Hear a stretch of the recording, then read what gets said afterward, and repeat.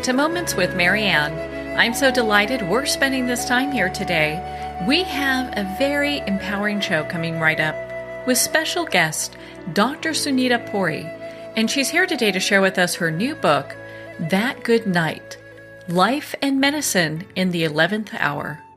Dr. Puri is the medical director of the palliative-medicine and support care services at the Keck Hospital and Norris Cancer Center of the University of Southern California, where she also serves as chair of the ethics committee. She graduated from Yale University with a BA in anthropology and studied modern history at Oxford University as a Rhodes Scholar. She completed medical school and residency training in the internal medicine at the University of California, San Francisco, and fellowship training in hospice and palliative medicine at Stanford University. So let's welcome to the show, Dr. Sunita-Puri. Thanks so much for having me, Marianne. What a pleasure it is to have you here and to talk about your new book, That Good Night. You have to be very excited as an author. I mean, it's getting such great reviews.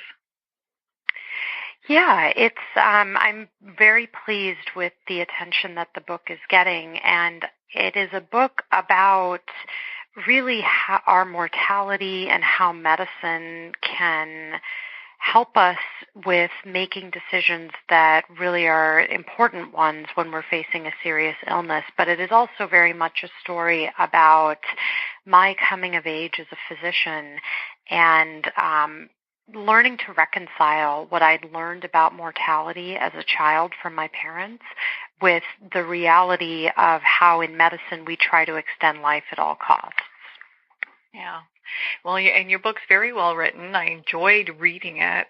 And I would like for you to share with our listeners how your personal experiences shaped not just the work that you do, but also this book.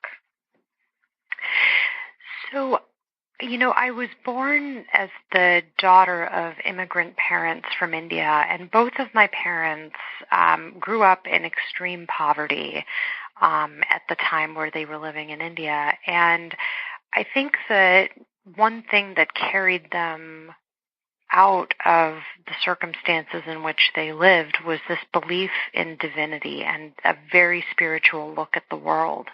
And so I grew up with them really wanting to impart that sense of spirituality to me and my brother.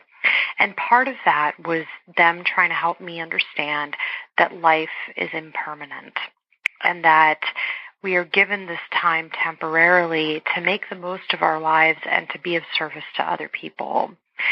And growing up with that, at the time, I didn't really understand these messages. But when I went into medicine and I started to see that the tools and technologies that could be beneficial in many circumstances actually could cause a tremendous amount of suffering and pain for patients and families who were facing the very end of life, and a good conversation about that reality had not been had. So part of my personal journey as a doctor and finding my way was finding a specialty where all of my different selves could coexist. The self who had been brought up with deeply spiritual parents who had taught me about impermanence, the self who was always a writer and who loved language, and the self who entered medicine really wanting to be exactly like my mother, who's a doctor. And I think in palliative care, that was the field where all of my selves could really coexist. Well, and so you talk about palliative care, so our listeners have a better understanding. What is that? So palliative care is a specialized type of medical care that focuses on the physical, emotional, and spiritual suffering of patients and families facing a serious illness. And what I mean by that is we work together as a team with doctors, nurses, social workers, and spiritual care providers to address all of these domains of suffering at any point in a serious illness. So it could be that you've just gotten a diagnosis of cancer that is advanced, and you're going to get your chemotherapy and radiation and surgery, but you can also meet with a palliative care team to make sure that all of your symptoms and that your overall well-being is really well attended to as you go through that process. So it's distinct from hospice because hospice is a type of palliative care that we offer to patients who are closer to the end of life and really in the last 6 months of life. Mm-hmm. Well, and I think it's so good that you make that difference so people really gain understanding, because there's not a whole lot other than your book. When I did a little bit of research, there's some stuff out there, but not a whole lot that really explains some of the differences and what people can expect. Yep. There's not a whole lot of understanding of our field by not only in the general public, but even within medicine. I think the term palliative care is, to many doctors, synonymous with giving up or failing their patients. And so I wrote this book in part to really give people a firsthand account of what it is like to care for patients who are very sick and for their families, but also to dispel myths about what palliative care is and isn't, and to talk pretty frankly about how the resistance to our field can actually hurt patients who need us. Yeah, that's so important. Well, and you talk about how basically you mentioned before how it really was bringing together, the family life, your career, all this, as a writer that would come together as one person that's being able to pursue what you're passionate about. In many ways, how did that transition work for you? Because it seems like it could have been quite a journey with that religious aspect as well, because in medicine they don't really, it's all about saving the patient at all costs. Certainly, and I think that, for me, some of the moments of reckoning that I write about in the book are really about seeing a patient who was suffering, sometimes not from the disease, but from our treatments meant to battle the disease, if you will, and not knowing how to talk to the patient about what really mattered to them, given how visible their suffering was. And I think my lack of language and lack of training in how to talk with people caused me a lot of suffering and distress, because I would just do procedures and treatments without regard to whether they were really helping someone or whether I was doing these things simply because I was most focused on the disease rather than the whole human being. And so I think going back to seeing people as whole people, not just a list of diagnoses that I had to treat at all costs, part of going back to that view on human beings and patients meant going back to the language, the very humanistic, spiritual language that I'd been given as a child, and starting to learn to be brave and to learn how to ask people what really mattered to them and helping them to contend with their mortality, which is something that defines being human in a way, that we are impermanent and we are given this time to make the most of our lives, but inevitably we are not immortal. Yeah, eventually we all will cross that road. When you're having these discussions with patients, what does it sound like? Because I think you're right. A lot of people, they have no idea what type of language to use. And so sometimes they just say nothing. Yes. And when I start these discussions, I always ask patients first what they know about their illness, because it's pretty interesting how often patients will tell me something. They'll say, for example, that they're widely metastatic cancer, that they're doing chemo to get cured. And in the vast majority of metastatic cancers, we cannot cure them. So they will have that understanding of their illness that is not the reality.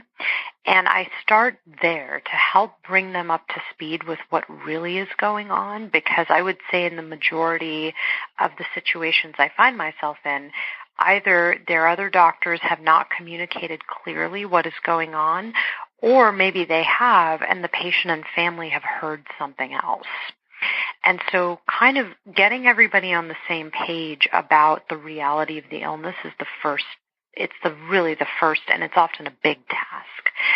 From there, I try to probe how people have been living with the reality of their illness and to ask them about their suffering in all its different forms, their symptoms, the things in their life that they can or cannot do because of the illness or because of the treatment, the conversations they've been having as a family about what they would want if this next treatment does not do for them what they're hoping it will do, and trying to really get some clarity about what they're hoping for. Many of my patients will say to me, I'm a fighter and I want everything done. And I have to take those words and be a linguist and ask them exactly what they mean and what they're envisioning when they say they want everything done. And sometimes it means being very brave and telling them that we are doing everything, but your body is still dying. And really not be afraid to go there in a kind and compassionate way. When you do that, do you feel that more people are open to hearing what you say and not really shutting down? I think it depends on the circumstance. Sometimes, unfortunately, again, because palliative care is thought of as the team you call when you're giving up, I think many of us in the field are asked to meet with patients and families towards the very end when the stakes are high and emotions are running high as well. So sometimes even the most compassionate, kind conversation, it can be hard for people to hear from a stranger.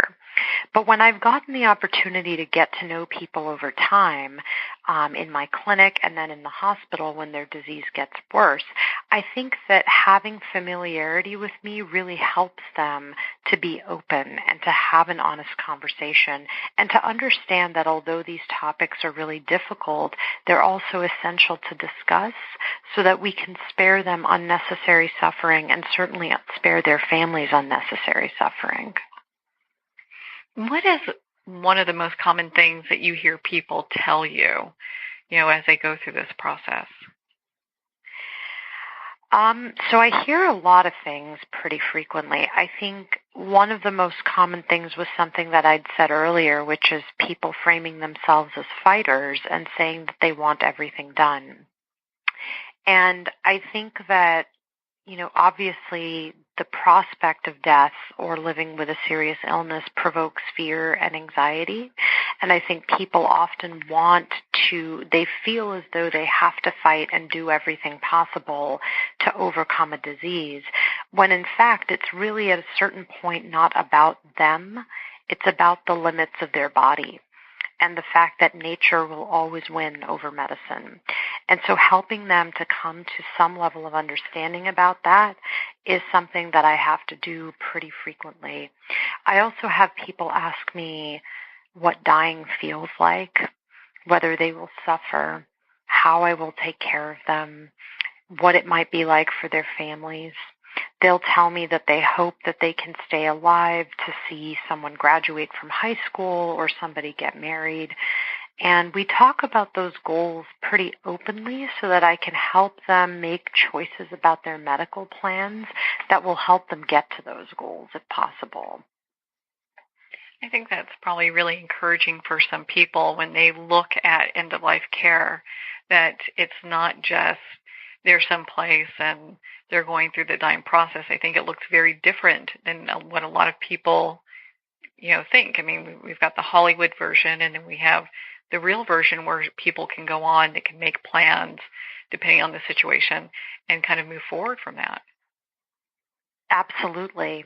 And I think something that people forget, and I think, again, maybe the media and film portrayals have a lot to do with this, people think of dying as lying in a bed and waiting for the end to come. And actually, many of my patients who we treat very well are still very much living, although their bodies are failing them. And that is ultimately the goal, to help them live the best, fullest lives possible, as comfortably as possible with minimal suffering, no matter how much time they may or may not have. And that is something that I wish I saw portrayed better, because I do have a lot of patients coming to me saying that this is their image of death and that it comes from film and TV and fairly inaccurate representations of what dying as a process actually looks like. And I think that if those portrayals were to change, perhaps we as a society could advance our understanding that dying is not only a part of life, but that it can be a very sacred time that is just as full of life as other years in our lives are. Well, it would seem that you are bringing in some of your great spirituality from your family with that point of view, and I think it's something that a lot of people can embrace, because if we look at it from that perspective with those lens, it is a very spiritual, part of a great life. It truly is. I remember a mentor of mine telling me in my training that part of living a good life is dying a peaceful death. And I think, that is something that we as a society have a very hard time thinking about and planning for. And it's very understandable because of all the fear and anxiety that we've yoked to our mortality and to the idea of death. Death is an unknown. We don't know what it's going to feel like. We don't know what might or might not await us after that. We don't want to leave the people we love. And those are all very human perspectives on the end of life. But I think what's interesting is that ancient civilizations, much less advanced than ours now, they had a way of thinking about mortality and revering it that we seem to have lost. And I find that really interesting, that we can be very technologically advanced and advanced in other ways, but we may have forgotten some very essential things about what it means to live a human life. And part of that is understanding, revering, and even, preparing for our mortality. Do you find that your book, That Good Night, is really helping, people in the medical field and educators to position the discussion about the end of life in a very different way?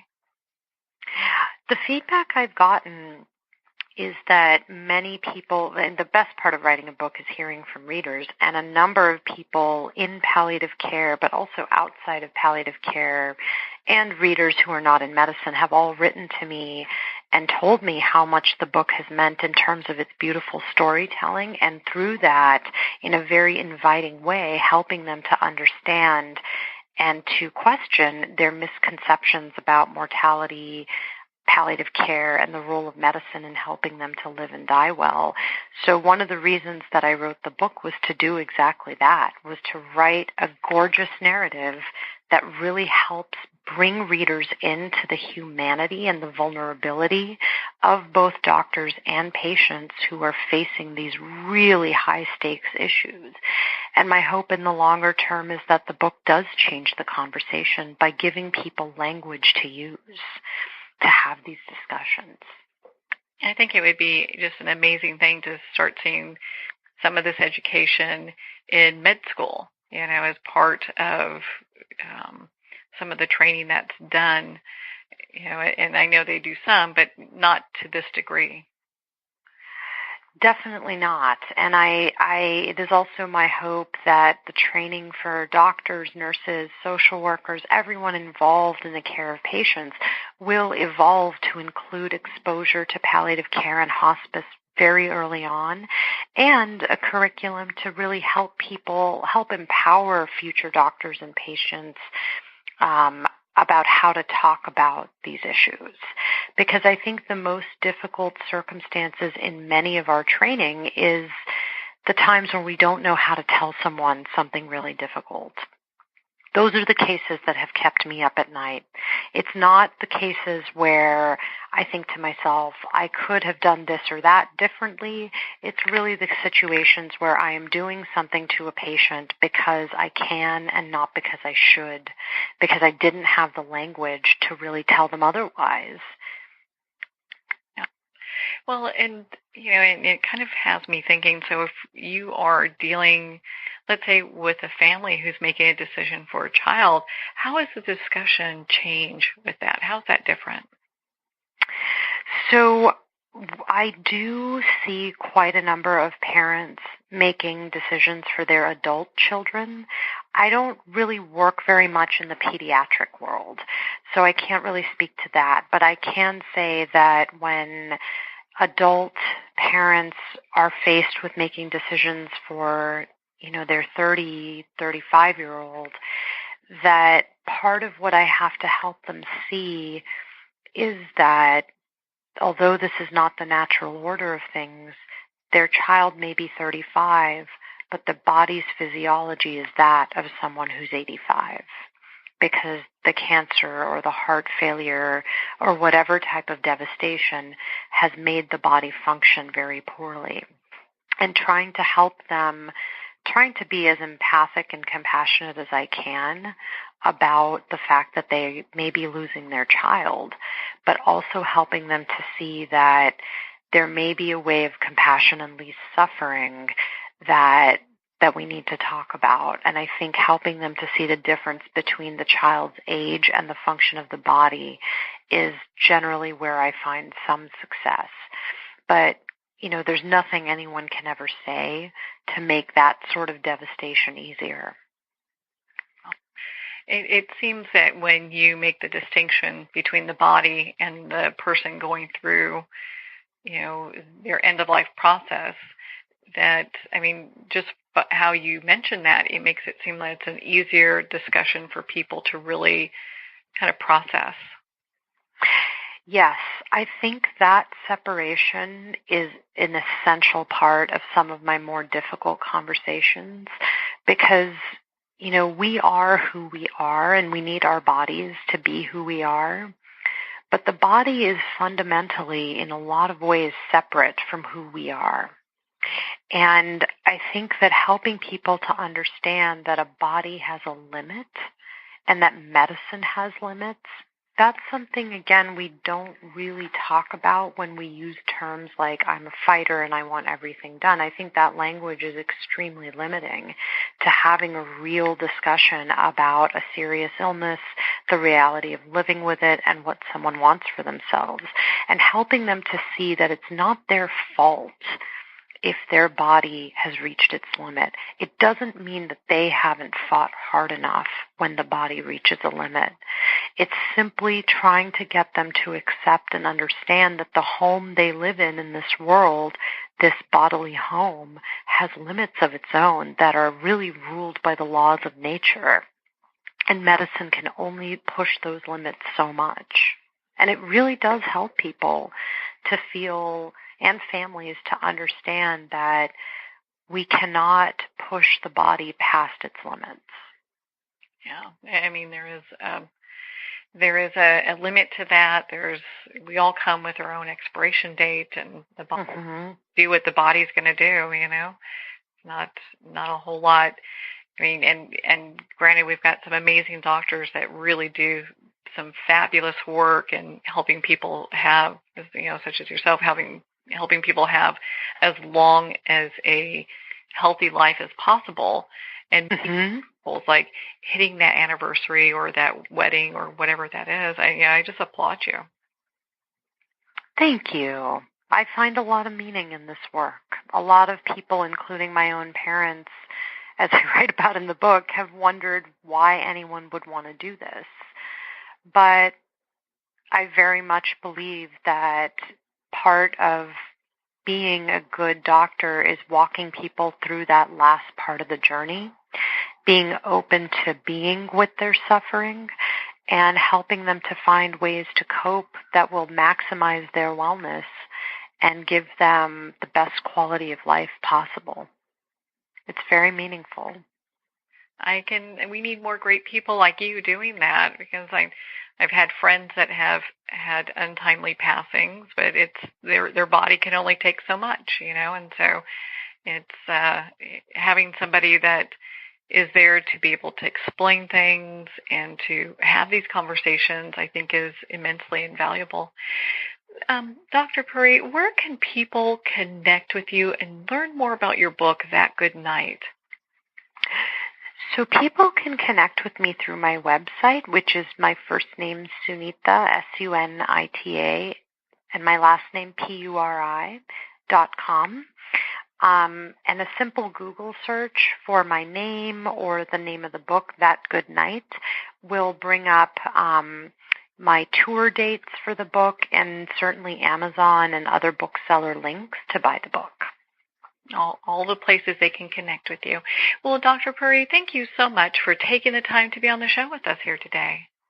Thank you, Marianne. It's been really, really wonderful. Well, thank you, Dr. Puri. It's been such a pleasure to spend this time with you and to talk about your new book, That Good Night. Again, if you'd like to connect with Dr. Puri, you can at her website, sunita-puri.com, and we'll have the link below. That Good Night is available at Amazon, Barnes & Noble, and all indie bookstores. Well, we're at the end of our time today. I would like to thank everyone for tuning in. You're listening to Moments with Marianne. And remember, make every moment count.